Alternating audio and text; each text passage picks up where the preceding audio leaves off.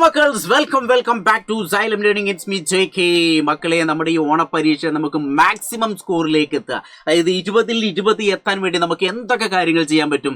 നമുക്ക് കഴിഞ്ഞ വർഷത്തെ ഓണപരീക്ഷയിലെ ചോദ്യപേപ്പറുകൾ നമ്മൾ എന്തെങ്കിലും വൃത്തിയായിട്ട് പഠിക്കണം. കാരണം അതേ ചോദ്യങ്ങൾ വീണ്ടും റിപ്പീറ്റ് ചെയ്ത് വരും. അതിൽ ചിലപ്പോൾ സംഖ്യകൾക്കൊക്കെ മാറ്റം ഉണ്ടാവുള്ളൂ. ഇനി അതോടൊപ്പം ടെക്സ്റ്റ് ബുക്കിനകത്ത്, ലെറ്റേഴ്സിനകത്ത്, ഫോളോ അപ്പ് ആക്ടിവിറ്റീസിൽ വരുന്ന കുറച്ച് ചോദ്യങ്ങളുണ്ട്. അതൊക്കെ നമ്മൾ ഡിസ്കസ് ചെയ്യും. പിന്നെ നമ്മൾ എന്ത് ചെയ്യുക, ഇനി വരാനിരിക്കുന്ന ഓരോ കോണ്ടന്റ് വീഡിയോയും അതേപോലെ തന്നെ ഓരോ പബ്ലിക് ലൈവും അതേപോലെ തന്നെ ഓരോ ഷോർട്ട് വീഡിയോ ഒക്കെ നിങ്ങൾ പെർഫെക്റ്റ് ആയിട്ട് കണ്ടാൽ വരാനിരിക്കുന്ന പരീക്ഷ നിങ്ങൾക്ക് സിമ്പിൾ ആക്കി തരും. ഒരു മടിയും അതിന് വിചാരിക്കേണ്ട.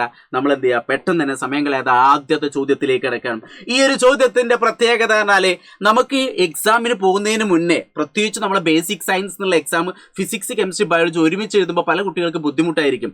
അതുകൊണ്ട് കഴിഞ്ഞ വർഷത്തെ ക്വസ്റ്റ്യൻ പേപ്പർ എങ്ങനെയായിരുന്നു എന്നുള്ളൊരു ഐഡിയ നിങ്ങൾക്ക് വേണം. അപ്പൊ ഞാൻ എന്ത് ചെയ്തിട്ടുണ്ട്, കഴിഞ്ഞ വർഷത്തെ നമുക്ക് ഈ ഒരു ചാപ്റ്റർ നിന്ന് പരീക്ഷ വന്ന ചോദ്യങ്ങളെല്ലാം അതിന്റെ ആൻസറൊക്കെ ഞാൻ വളരെ പെർഫെക്റ്റ് ആക്കിയിട്ട് സെറ്റ് ചെയ്തിട്ട് അവിടെ ഇങ്ങനെ വെച്ചിട്ടുണ്ട്. അപ്പോൾ ഇങ്ങനെ ഒരുപാട് ചോദ്യങ്ങൾ വരും. പക്ഷേ ഇതിനകത്ത് ഞാനിപ്പോൾ തൽക്കാലം ഒരു ഒറ്റ ക്വസ്റ്റ്യൻ മാത്രമാണ് നമ്മൾ ഡിസ്കസ് ചെയ്യുന്നത്. ബാക്കി ക്വസ്റ്റ്യനൊക്കെ നമുക്ക് ഇനി വരുന്ന ലൈവുകളിലൊക്കെ നമ്മൾ എന്തെങ്കിലും ഡിസ്കസ് ചെയ്യും. അപ്പോൾ മാക്സിമം എല്ലാവരും എന്തെങ്കിലും ലൈവിലേക്ക് ജോയിൻ ചെയ്യണം. പ്ലസ് ഇതിലേക്ക് നോക്കുക, ആദ്യത്തെ ഒരു ചോദ്യം എന്ന് പറഞ്ഞാൽ നമുക്കൊരു ടേബിൾ തന്നിട്ടുണ്ട്. ഇത് വളരെ ഇമ്പോർട്ടൻ്റ് ആണ് കേട്ടോ. ഈ ഒരു ചോദ്യം വളരെ ഇമ്പോർട്ടൻ്റ്. എന്താണ് തന്നിട്ടുള്ളത്? ഒരു കുട്ടി ഇങ്ങനെ ഓടുന്നുണ്ട് അല്ലേ. അപ്പൊ സിറ്റുവേഷൻ, സന്ദർഭം നമുക്ക് തന്നിട്ടുണ്ട്. എന്നിട്ട് ചലനാവസ്ഥ, നിശ്ചലാവസ്ഥ തന്നിട്ടുണ്ട്. എന്താണ് ചോദ്യം? ഓടിക്കൊണ്ടിരിക്കുന്ന കുട്ടിയെ അപേക്ഷിച്ച് തലയിലിരിക്കുന്ന തൊപ്പി. ഞാനൊരു തൊപ്പിയൊക്കെ കൊണ്ടുവന്നിട്ടുണ്ട്. എന്താണ്? ഓടിക്കൊണ്ടിരിക്കുന്ന കുട്ടിയെ അപേക്ഷിച്ച് തലയിലിരിക്കുന്ന തൊപ്പി, അത് ചലനാവസ്ഥയിലാണോ നിശ്ചലം? ഞാനിപ്പോ ക്ലാസ് എടുക്കുന്ന സമയത്ത് ഞാൻ അങ്ങനെ ഓടുന്നു വിചാരിക്കാം. അങ്ങനെ ഓടുന്ന സമയത്ത് എന്റെ തൊപ്പി ആ തലയിൽ തന്നെ അല്ലേ. അപ്പൊ തലയിൽ തന്നെയാണ് എപ്പോഴാ തൊപ്പിയുള്ളത്. അതുകൊണ്ട് തലയിലുള്ള തൊപ്പി എപ്പോഴും എന്തായിരിക്കും? അത് നിശ്ചലമായിരിക്കും. എന്തായിരിക്കും? നിശ്ചലം, റെസ്റ്റ് ആണെന്ന് ഓർത്ത് വയ്ക്കാം. രണ്ടാമത്തെ ക്വസ്റ്റ്യൻ എന്താ തന്നിട്ടുള്ളത്? തറയെ അപേക്ഷിച്ച് ഓടുന്ന കുട്ടിയുടെ തലയിരിക്കുന്ന തൊപ്പി. ഞാനിപ്പോ ഈ ഒരു സ്റ്റുഡിയോയിൽ ഇവിടെ നിൽക്കുന്നത്. ഞാൻ ഇനി എന്ത് ചെയ്യണം? ഇങ്ങോട്ട് ഇങ്ങനെ നീങ്ങുന്നു. അപ്പോഴും തൊപ്പിന്റെ തലയിൽ, പക്ഷെ തറയിൽ വെച്ച് നോക്കുകയാണെങ്കിൽ ഞാൻ നേരത്തെ അപ്പുറത്തെ സൈഡിലായിരുന്നു, ഇപ്പൊ ഇവിടെ എത്തിച്ചേരുന്നു. അപ്പൊ നോക്കുക, തറയെ അപേക്ഷിച്ച് നോക്കുമ്പോൾ അത് എപ്പോഴും എന്തായിരിക്കും? ചലനാവസ്ഥയിലായിരിക്കും. എന്തായിരിക്കും? ചലനാവസ്ഥ, ചലനം, അതായത് മോഷൻ ആയിരിക്കും എന്ന് ഓർത്ത് വയ്ക്കുക.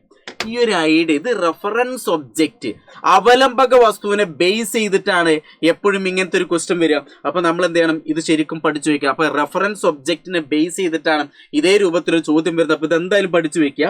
അപ്പോൾ ഇത് നമുക്ക് കഴിഞ്ഞ വർഷം പരീക്ഷിക്കുന്ന ഒരു ക്വസ്റ്റ്യൻ. അപ്പൊ ഇതിനെ ബേസ് ചെയ്തിട്ട് ഇനി ചോദിക്കാൻ സാധ്യതയുള്ള രണ്ട് ക്വസ്റ്റ്യൻ കൂടി ഞാൻ പറഞ്ഞുതരാം. മേശപ്പുറത്തിരിക്കുന്ന പുസ്തകം എന്താണ് തന്നിട്ടുള്ളത്? മേശപ്പുറത്തിരിക്കുന്ന പുസ്തകം നിശ്ചലാവസ്ഥയിലാണ്. ഇവിടെ അവലംബക വസ്തു ഏത്? സൂര്യനെ അവലംബക വസ്തുവായിട്ട് എടുത്താൽ പുസ്തകം ചലനാവസ്ഥ അല്ലെങ്കിൽ നിശ്ചലാവസ്ഥ. ഇതേപോലത്തെ ഒരു ചോദ്യം നമ്മൾ എന്ത് ചെയ്യണം? പ്രതീക്ഷിക്കണം. A book on a table in a state of rest. മേശപ്പുറത്തിരിക്കുന്ന ഒരു പുസ്തകം റെസ്റ്റ് ആണെന്ന് പറയുന്നു.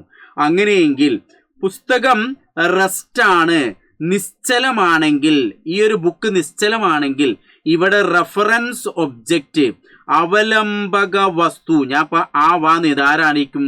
ഈ ടേബിൾ ആയിരിക്കും, മേശയായിരിക്കും. ആരായിരിക്കും? ടേബിൾ ആയിരിക്കും. ടേബിൾ, മേശയായിരിക്കും. ഇനി നേരെ മറിച്ച് സൂര്യനെ അവലംബകമായിട്ട് എടുത്താലോ? നോക്കൂ, ഇവിടെ സൂര്യൻ ഉണ്ടെന്ന് വിചാരിക്കാം. ഇവിടെ സൂര്യൻ ഉണ്ടെന്ന് വിചാരിക്കുക. അപ്പൊ ഇത് നമ്മളെ ഭൂമിയാണ്. ഈ ഭൂമി എല്ലാ സമയത്തും സൂര്യനെങ്ങനെ വലം വെക്കുന്നു. അപ്പൊ സ്വാഭാവികമായിട്ടും പുസ്തകം എങ്ങനെ ചലിക്കുന്നുണ്ട്. അപ്പൊ സൂര്യനെയാണ് നമ്മൾ അവലംബക വസ്തുവായിട്ട് എടുക്കുന്നതെങ്കിൽ അതേതായിരിക്കും?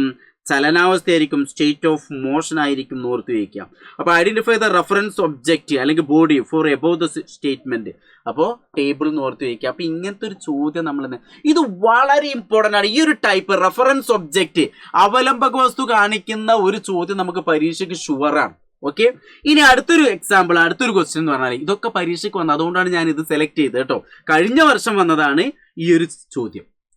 അതിന് മുന്നേ ഉള്ള ഭാഗങ്ങൾ വന്ന ചോദ്യമാണ് ഇത് രണ്ട്. അതുകൊണ്ടാണ് ഞാൻ ഇത് സെലക്ട് ചെയ്തിട്ടുള്ളത്. അപ്പൊ എന്താണ്? കുതിരപ്പുറത്തിരിക്കുന്ന ആൾ നിശ്ചലാവസ്ഥയിലാണ്. ഇവിടെ അവലംബക വസ്തു ഏതായിരിക്കും? തറയെ അവലംബക വസ്തുവായിട്ട് എടുത്താൽ അയാൾ ചലനാവസ്ഥ അല്ലെങ്കിൽ നിശ്ചലാവസ്ഥയിലായിരിക്കും. ആ മാൻ on the horse is at rest അല്ലേ. ഒരു മാൻ എന്ത് ചെയ്യുന്നു? ഹോഴ്സിന് മുകളിൽ റെസ്റ്റ് ആണെന്ന് പറയുന്നു. അങ്ങനെ what is the reference object എന്നാണ്. അപ്പൊ ഈ കുതിരപ്പുറത്ത് ഇയാൾ എപ്പോഴും ഇവിടെ തന്നെയാണ് ഇരിക്കുന്നത്. കുതിര എങ്ങനെ നീങ്ങിപ്പോയാലും, ഇവിടെ ഈ ഒരു കുതിര എങ്ങനെ നീങ്ങിപ്പോയാലും എന്താ സംഭവിക്കുക? ഇവിടെ എപ്പോഴും റെസ്റ്റ് ആയിരിക്കും. കുതിര എങ്ങനെ നീങ്ങിപ്പോയാലും അയാൾ എപ്പോഴും ഇവിടെ തന്നെ ഇരിക്കും. അപ്പൊ കുതിരനെ ബേസ് ചെയ്ത് നോക്കുകയാണെങ്കിൽ ഈ ഒരു കുതിര ഹോഴ്സ് റെസ്റ്റ്, ഹോഴ്സിന്റെ പുറത്തിരിക്കുന്ന ഇയാൾ എപ്പോഴും നിശ്ചലാവസ്ഥ. ഇയാള് റെസ്റ്റ് എന്ന് പറഞ്ഞാൽ, ഇയാൾ നിശ്ചലം എന്ന് പറഞ്ഞാൽ അവിടെ ആരെയാണ് നമ്മൾ നോക്കേണ്ടത്? കുതിരയാണ് നോക്കേണ്ടത്. നേരെ മറിച്ച് നമ്മൾ എന്ത് ചെയ്യുന്നു? തറയെ അപേക്ഷിച്ച് നോക്കുകയാണെങ്കിൽ ഈ കുതിര ചിലപ്പോൾ ഇപ്പൊ ഇവിടെയാണ്, കുറച്ച് കഴിഞ്ഞപ്പോൾ ഇവിടെ എത്തി വിചാരിക്കും. അപ്പൊ തറയെ അപേക്ഷിച്ച് നോക്കുമ്പോൾ ഇയാൾ എന്ത് ചെയ്യുന്നു? ചലിക്കുന്നുണ്ട്. അപ്പൊ അതാണ് in the floor is taken the reference object he will in state of motion എന്ന് ഓർത്തിരിക്കുക. അപ്പൊ മക്കളെ, അതായത് നമ്മൾ മനസ്സിലാക്കേണ്ട ഒരു കാര്യം, റെഫറൻസ് ഒബ്ജക്റ്റീവ്. ഞാനിപ്പോൾ ചലിക്കുന്നുണ്ടോ ചോദിച്ചാൽ കുറച്ച് കുട്ടികൾ ഇല്ല എന്ന് പറയും, കുറച്ച് കുട്ടികൾ ഉണ്ട് എന്ന് പറയും. ഇല്ല എന്ന് പറഞ്ഞാൽ എന്തായിരിക്കും? ഞാൻ ഈ സ്റ്റുഡിയോ ആയിരിക്കും റെഫറൻസ് ആയിട്ട് എടുക്കുക. ഉണ്ടെന്ന് പറയുമ്പോൾ എന്തായിരിക്കും? ഭൂമി സൂര്യന് ചുറ്റും ഇങ്ങനെ കറങ്ങുന്നു. നമ്മൾ ബസ്സിൽ പോകുന്ന സമയത്ത് നമ്മൾ തൊട്ടടുത്തിരിക്കുന്ന കുട്ടി നമ്മൾ എപ്പോഴും ഒരേ സ്ഥാനത്ത് തന്നെ, അപ്പോൾ നമ്മൾ റെസ്റ്റാണ്. പക്ഷെ പുറത്തേക്ക് നോക്കിക്കഴിഞ്ഞാലോ നമ്മൾ ചലിക്കുന്നുണ്ട് അല്ലേ? അപ്പോൾ എപ്പോഴും മറ്റൊരു വസ്തുവിനെ ബേസ് ചെയ്തിട്ടാണ് പറയുക. ആ വസ്തുവിനെ നമ്മൾ റെഫറൻസ് ഒബ്ജക്റ്റ്, അവലംബക വസ്തു എന്ന് പറയാം. അപ്പോൾ ഇതിനെ ബേസ് ചെയ്തിട്ടുള്ള ചോദ്യങ്ങൾ നമുക്ക് വളരെ ഇമ്പോർട്ടൻ്റ്. കഴിഞ്ഞ വർഷം ഒരു ക്വസ്റ്റ്യൻ ആണ്. ഇനി അതിനെ ബേസ് ചെയ്തിട്ട് ഇതേ ഇത്രയും ചോദ്യങ്ങൾ ഇതൊക്കെ നമ്മൾ എന്ത് ചെയ്യും? പബ്ലിക് ലൈവിലും അടുത്ത കോണ്ടന്റ് ഒക്കെ ആയിട്ട് വരും. ഇപ്പൊ ജസ്റ്റ് ഒരു സാമ്പിൾ വെടിക്കെട്ടുന്ന രൂപത്തിൽ ഞാൻ ജസ്റ്റ് പറഞ്ഞാണ്. ഇനി ഈ കാര്യങ്ങളൊക്കെ ഞങ്ങൾ വൃത്തിയായിട്ട് പഠിച്ചിട്ടുണ്ട്. ആരറിയോ? നമ്മളെ യോധ ബാച്ചുകാർ. ആ യോധ ബാച്ചിന്റെ അടുത്ത യോധ 2.0 വരുന്നുണ്ട്. അപ്പോൾ പരീക്ഷന്റെ തലേന്നുള്ള പെട്ടെന്നൊരു ചടുപെടുത്തായിട്ടുള്ള പഠിത്തത്തോണ്ട് കാര്യമില്ല. നമ്മൾ അടുത്ത വർഷം ഒമ്പതിലേക്ക് പോകണം. അപ്പോൾ ഇപ്പോഴേ നമ്മൾ ബേസ് ഒക്കെ സെറ്റ് ആക്കണം. അപ്പോൾ അതിന് വേണ്ടിയിട്ട് നമ്മൾ എന്ത് ചെയ്യണം? കുറേ കുട്ടികൾ സാറേ ഞങ്ങൾ പുതിയ യോധ ബാച്ച് ഉണ്ടോ എന്ന് ചോദിക്കുന്നുണ്ട്. അവർക്ക് വേണ്ടിയിട്ട് എന്ത് ചെയ്യണം? യോധ 2.0 ആരംഭിക്കുന്നു. അപ്പോൾ അതിൽ നമുക്ക് ബേസ് പ്ലാനും ഇൻഫിനിറ്റിയും പ്രോ ഇൻഫിനിറ്റി ഒക്കെ വരുന്നുണ്ട്. അപ്പോൾ ഈ പ്രത്യേകത ഓൾറെഡി നിങ്ങൾക്ക് അറിയാം. അപ്പോൾ എത്രയും പെട്ടെന്ന് എന്ത് ചെയ്യുക? ഇപ്പോൾ ഒരു 10% ഓഫർ ഉണ്ട്. ആ ഓഫറോട് കൂടി എന്ത് ചെയ്യുക?